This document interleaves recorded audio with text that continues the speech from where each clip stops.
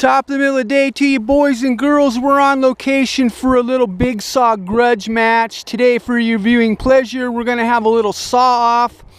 We're going to be running an insane-o-661 versus an insane-o-395 from Husqvarna. Dual ported exhaust, as you can see. Screens are still running black, as you can see. I'm thankful to Mr. Schober for letting me keep his saw for an extended period of time while we're doing this saw testing. This is the 661 that was for sale, lasted a couple days, now it's not. I'm thankful for that. As a side note, we did dual port the exhaust here, of course. Little plugged off the decompression valve. My humble opinion, 395 is going to whip up on the 661. We did do some extra work on the 661, however, it has the SS kit. We did some combustion chamber work and some flow enhancement tricks that I know about. You can see it's sporting a max flow air filter system. We have the screw-on nut on this particular saw. I prefer the nut versus the twist-on style. The screw-on nut, that is, much more secure.